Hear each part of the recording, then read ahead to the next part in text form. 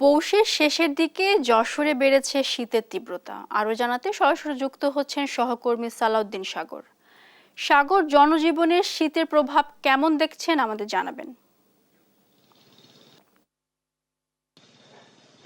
ধন্যবাদ মার্জানা আপনাকে। আপনি যেমনটা বলছেন, আসলে পৌষের একেবারে শেষ দিকে এসে কিন্তু যশোরে শীতের তীব্রতা বেড়েছে এবং একই সাথে ঘন কুয়াশার সাথে কিন্তু শীত একেবারে জেঁকে বসেছে। তো এই কারণে হঠাৎ করে শীতের তীব্রতা বেড়ে যাওয়ার জন্য শিশু এবং বয়স্ক রোগীরা কিন্তু ঠান্ডা জনিত রোগে আক্রান্ত হচ্ছেন, যার মধ্যে শিশু এবং শিশুদের সংখ্যায় বেশি। তবে বৃদ্ধ যারা হার্টের রোগী রয়েছেন বা বয়স্ক যারা হার্টের রোগী রয়েছেন, তাদের ক্ষেত্রে কিন্তু এই সময়টাকে খুবই ক্রিটিক্যাল মোমেন্ট বলছেন চিকিৎসকরা।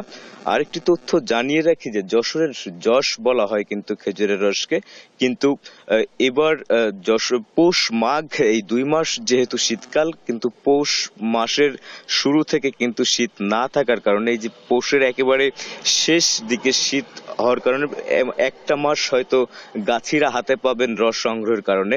সে কারণে গাছিদের সাথে আমি কথা বলে যেমনটা জানতে পারি, তারা অনেকটা হতাশা ব্যক্ত করেছেন। যশোরের জিআই পণ্য হিসেবে গত বছর কিন্তু খেজুরের গুড়কে ঘোষণা করেছিল শিল্প মন্ত্রণালয়, কিন্তু জিআই পণ্য ঘোষণার পর এবারই প্রথম বছরেই যশোরের চাষিরা কিন্তু গুড় উৎপাদনে ব্যাপকভাবে বাধাপ্রাপ্ত হচ্ছেন এবং লক্ষ্যমাত্রা অনুযায়ী গুড় উৎপাদন করতে পারবেন না, এমনটাই তারা আমাদেরকে জানিয়েছেন। এদিকে আমরা কথা বলেছি যশোর জেনারেল হাসপাতালের তত্ত্বাবধায়ক যিনি রয়েছেন ভারপ্রাপ্ত তত্ত্বাবধায়ক ডক্টর হিমাদ্রি শেখর সরকারের সাথে। তিনি আমাদেরকে যেমনটা জানিয়েছেন যে আসলে শীত বাড়ার সাথে সাথে কিন্তু শিশু রোগীদের সংখ্যা যেমন বাড়ছে, একই সাথে বয়স্ক রোগীদের কিন্তু মৃত্যুর হারটা কিন্তু বেড়েছে আমরা লক্ষ্য করেছি ইদানিং।